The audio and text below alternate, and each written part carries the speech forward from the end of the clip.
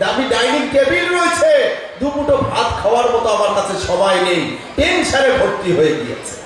নবীজি বলে দিয়েছে, ও দুনিয়ার উম্মত, তোমরা যখন দুনিয়াকে বড় জিনিস মনে করে নেবে, দুনিয়াকে সবকিছু মনে করে নেবে, তো তোমরা জেনে রাখো আল্লাহ রাব্বুল ইজ্জত তোমাদের উপরে একটা মুসিবতের জালকে বিছিয়ে দেবে, একটা মুসিবতের জালকে বিছিয়ে দেবে।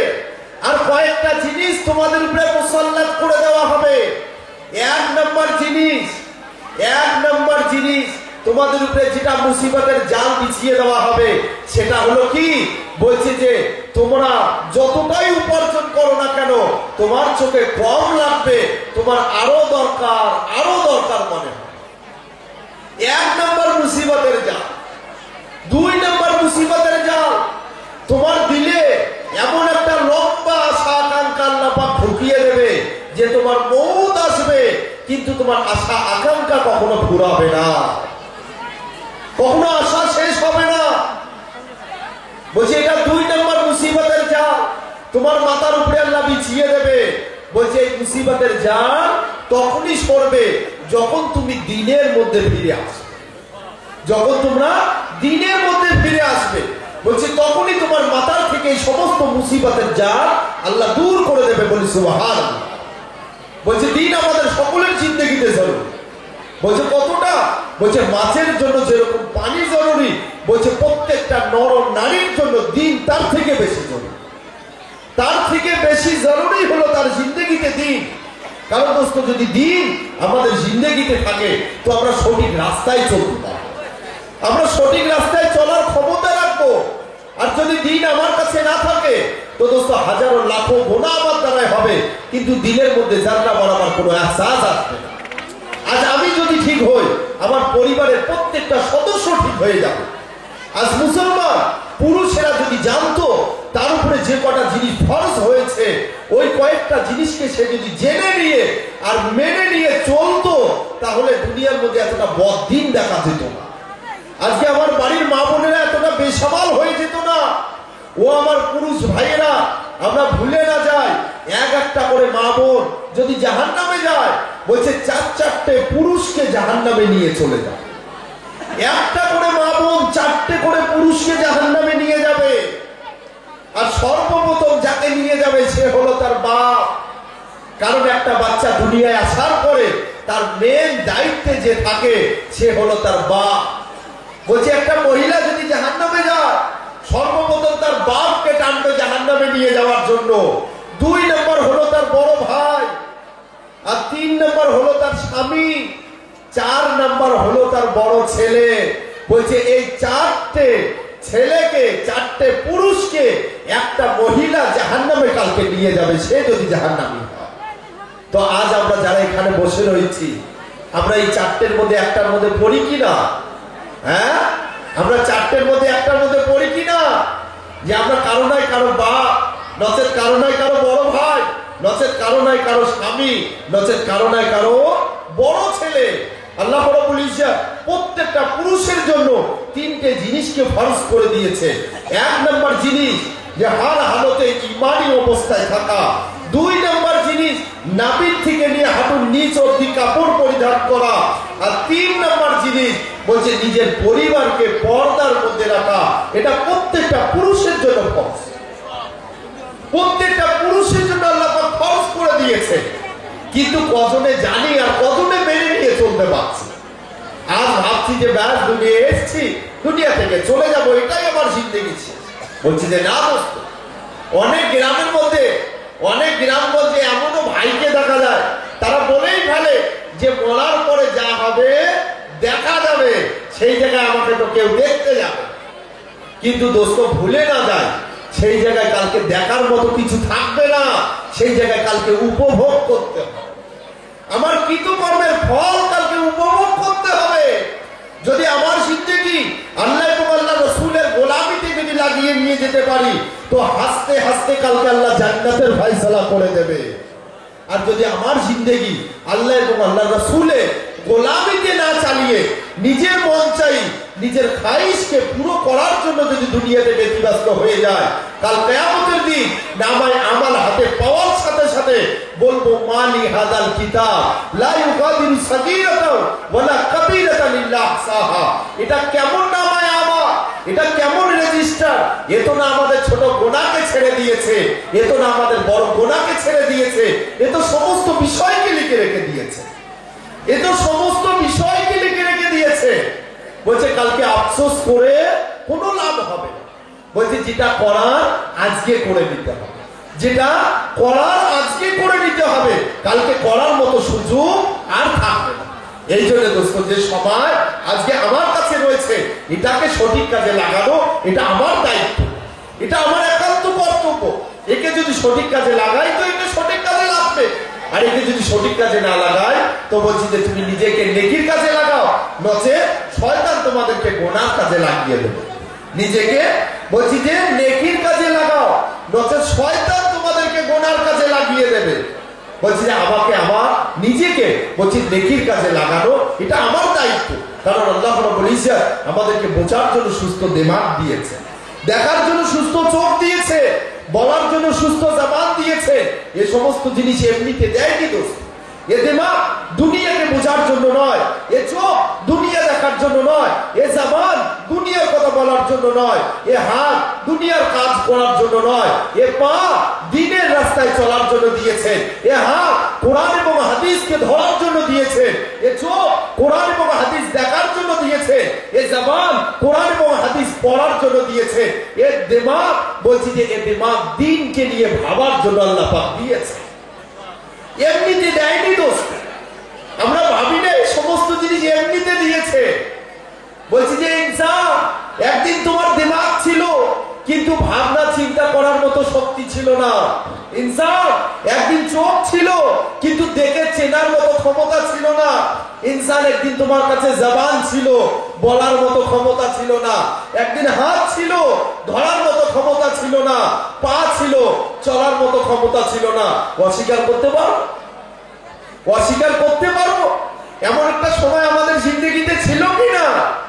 বলছে ইনসান, তোমাকে আমি একদিন এমন সময় একটা দিয়ে পাঠিয়েছি, নিজের ইজ্জত ঢাকার মতো ক্ষমতা তোমার কাছে ছিল না, মানুষ তোমার ইজ্জত ঢেকে দিয়েছিল। অস্বীকার করতে পারবো? কেউ অস্বীকার করতে পারবো? বলছি যে আমাদের প্রত্যেকের জিন্দগিতে ওই একটা সময় ছিল যেটা আল্লাহ রাব্বুল ইজ্জত মানুষকে দিয়ে আমার জরুরত পুরো করে দেখিয়ে দিয়েছে। বলছে ইনসান, ইজ্জত থাকতে তোমাকে বেইজ্জতি হতে দেয়নি। ইনসান, দুনিয়া থেকে নিয়ে আসবো, বেইজ্জতির সাথে নয়, ইজ্জত দিয়ে দুনিয়া থেকে নিয়ে আসবো।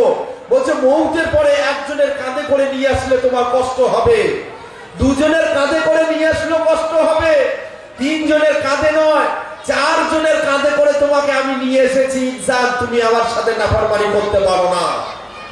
আমি তোমাকে সম্মান দিয়ে নিয়ে এসেছি, পুরাতন কাপড়ে নিয়ে আসতে পারতাম।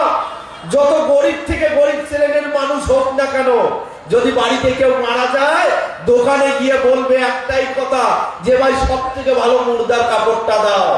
বলে কি না? না, দোকানে গিয়ে সেই দিনও বলে যে ভাই তোমার দোকানে সব থেকে কম দামি মুর্দার কাপড়টা দাও। বলে কি? বলে সব থেকে ভালো মুর্দার কাপড়টা দাও। বলে ইনসান, তোমাকে দুনিয়ার সব থেকে ভালো একটা কাপড় দিয়ে, পর্দার আড়ালে গোসল করিয়ে, খুশবু লাগিয়ে, দামি কাপড়ে কাফন করিয়ে তোমাকে নিয়ে এসেছিলাম। তুমি আমার সাথে নাফরমানি করতে পারো না, তুমি বেঈমানি করতে পারো না। ইনসান, তোমাকে ইজ্জত দিয়ে দুনিয়ায় বাঁচিয়ে রেখেছিলাম, তোমাকে আমি অসম্মানী হতে দেইনি। তোমাকে ইজ্জত দিয়ে ইজ্জতের সাথে দুনিয়া থেকে নিয়ে এসেছি, তুমি অস্বীকার করার মতো ক্ষমতা রাখো না। কিন্তু ইনসান, তুমি আমার জন্য কতটা করে এসছো বলো আজকে? আজকে বলো তুমি আমার জন্য কতটা করে এসছো? মায়েরা আজকে নিজের সংসার সামলাতে ব্যস্ত, আজকে আমার ভাইয়েরা তারা নিজের সংসারে রুজি রোজগার কামাতে ব্যস্ত। বলছে আল্লাহর কাজ করার মতো তো আমায় নেই, আল্লাহর কাছে করার মতো সময় নেই।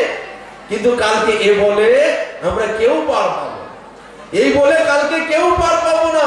নবী করিম সাল্লাল্লাহু আলাইহি ওয়াসাল্লাম তিনার মেয়ে হযরত ফাতেমা রাদিয়াল্লাহু তাআলা আনহাকে পর্যন্ত বলে দিয়েছেন, ও বেটি ফাতেমা, তুমি শুনে রেখে দাও, তুমি শুনে রেখে দাও, কাল কিয়ামতের দিন তুমি আল্লাহর সামনে এই বলে বেঁচে যেতে পারবে না যে তোমার বাপ নবী ছিল, তোমার বাপ নবী ছিল, তুমি এই বলে কালকে বেঁচে যেতে ক্ষমতা রাখো।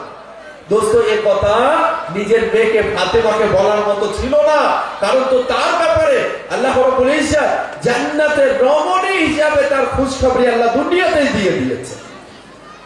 তাকে পর্যন্ত আল্লাহ নবী বলে দিয়েছে যে তুমি কালকে এই বলে বেঁচে যেতে পারবে না, তোমার বাপ নবী ছিল। এই জন্য দোস্ত, কালকে কাউকে দিয়ে আমরা বাঁচার মতো ক্ষমতা রাখি না। আজকে কিছু সংখ্যক ভাই রয়েছে দুনিয়া যারা পীর সাহেবকে মান্যওয়ালা, তারা দেখবেন বলেই বেড়ায় যে কালকে আমাদের একজনই বেড়া পার করে দেবে। তিনি কে? বলছে তিনি হলেন আমাদের পীর। মানুষকে বুঝায়, বোকা বানানোর চেষ্টা করে যে কুচবিহারের জজের সাথে যদি কথা বলতে চাও, তোমার মতো পাবলিকের ক্ষমতা নেই, তোমাকে উকিল ধরতে হবে। বলছে দোস্ত, তারা বুঝিয়ে বেড়ায়, এটাই বোঝাতে চায় যে উকিল ছাড়া যেরকম তুমি জজের সাথে কথা বলার ক্ষমতা রাখো না, তো বলছে ঠিক সেই রকমই পীর ছাড়া তুমি কালকে নাজাতও পেতে পারো না। এই বলে তারা বোকার মতো মানুষকে বুঝিয়ে আজকে বোকা বানিয়ে দিচ্ছে। কিন্তু দোস্ত, আপনাদেরকে বলতে চাই, নবী করিম সাল্লাল্লাহু আলাইহি ওয়াসাল্লাম তিনি নিজের পাক জবানে বলে দিয়েছেন, মনে হয় আমার চোখ দেখছে হযরত মূসা আলাইহিস সালাম কাল কিয়ামতের দিন আল্লাহর আরশের খুঁটিকে ধরে বলছে, ওগো আল্লাহ, আজ আমি আমার মায়ের ব্যাপারে কোনো প্রশ্ন করব না, আমার বোনের ব্যাপারে কিছু জিজ্ঞাসা করব না, ওগো আল্লাহ তুমি আমাকে বাঁচাও, আমাকে বাঁচাও। হযরত ঈসা আলাইহিস সালাম কালকে আল্লাহকে বলবে, ওগো আল্লাহ, আমার মা মারিয়ামের ব্যাপারে আমি আজকে কিছু বলবো না। হযরত ইয়াকুব আলাইহিস সালাম কালকে আল্লাহকে বলবে না, ওগো আল্লাহ, আমার ছেলে ইউসুফের ব্যাপারে আমি কিছু বলবো না। কালকে ইউসুফ আলাইহিস সালাম নিজের বাপের ব্যাপারে আল্লাহকে কিছু বলবে না। হযরত ইব্রাহিম আলাইহিস সালাম তার বাপ আজারের ব্যাপারে কিছু বলবে না। বলতে সেই দিন শুধু সকলেই বলবে, ইয়া রাব্বি নাফসি, ইয়া রাব্বি নাফসি, ওগো আল্লাহ, আমার কি হবে, আমার কি। কালকে পীর তো দূর কি বা, বলছে নবী পর্যন্ত তার উম্মতকে নিয়ে ফিকির করবে না। শুধু আমার আপনার নবী কালকে কিয়ামতের দিনে বলবে, ইয়া রাব্বি উম্মতি, ইয়া রাব্বি উম্মতি, ওগো আল্লাহ, আমার ওই সমস্ত উম্মত কোথায় যারা কাল দুনিয়ার মধ্যে গুনাহে নিজের জিন্দেগি লাথপথ করে দিয়েছে, গুনাহতে নিজেকে ডুবিয়ে দিয়েছে, ওগো আল্লাহ, সেই সমস্ত উম্মত আমার কোথায়। আজ দোস্ত, আমরা সেই নবীর উম্মত হয়ে এসেছি যে নবী দুনিয়ায় থেকে আঙ্গুলের ইশারায় আল্লাহ পাক চাঁদকে দ্বিখণ্ডিত করে দিয়েছে, যে নবীর ইশারায় বেজাবার পাথর কালমা পড়ে সাক্ষ্য দিয়েছে, যে নবীর ইশারায় মরা গুসাপ পর্যন্ত আল্লাহ জীবিত করে দিয়েছে, যে নবীকে দেখার জন্য বলছে গাছ জমিন ফেরে এসে নবীর দিদার করে গিয়েছে, আমরা সেই নবীর উম্মত হয়ে এসেছি। আজ দুনিয়ার ঘুষখোরের কথা আমাদের বিশ্বাস করা আসান, আজকে দুনিয়ার মদখোরের কথা বিশ্বাস করা আসান। আজকে যে ডাক্তার ভিজিট ছাড়া পয়সা তোমার চেহারা দেখতে রাজি নয়, বলছে তার কথা শুনে হালাল জিনিসকে তুমি হারাম করে দিয়েছো, এটা তোমার জন্য আসান। কিন্তু আল্লাহ এবং আল্লাহর রাসূল যেটা বলেছে, বলছে সেটা বিশ্বাস করতে খুব মুশকিল হয়, সেটাই বিশ্বাস করা আমাদের জন্য কঠিন। বলো, আপনারা সকলেই জ্ঞানী গুণী শুধু মানুষ। আজকে শহরের ডাক্তার যদি তাকে ভিজিট না দেওয়া হয়, আপনার সাথে কথা বলতে রাজি হবে? যে আপনি একবার গিয়ে বলেন তো, চেক করে দেখবেন, যারা পিয়ন থাকে, গেটে থাকে, তাদেরকে বলবেন যে ভাই আমার কাছে পয়সা নেই, ডাক্তার বাবুর সাথে দেখা করতে হবে, আমার রোগ হয়েছে, তাকে কাছে পরামর্শ নিতে হবে, একটা প্রেসক্রিপশন করে নিতে হবে। দেখবেন তো তার পিয়ন কি বলে, বলবে যে ভাই তুমি একটু সাইডে বসো, অনেক পেশেন্ট আছে, তাই কি না? একটু সাইডে বসো, অনেক পেশেন্ট আছে।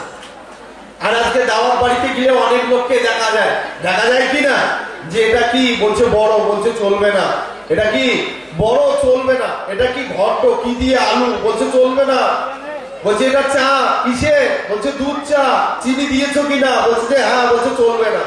কেন? বলছে ডাক্তার মানা করে দিয়েছে। বলো তো, চিনি হালাল না হারাম? চিনি হালাল না হারাম? জোরে বলতে হবে। চিনি হালাল। বলছে বড় হালাল না হারাম? বড় হালাল না হারাম? হালাল।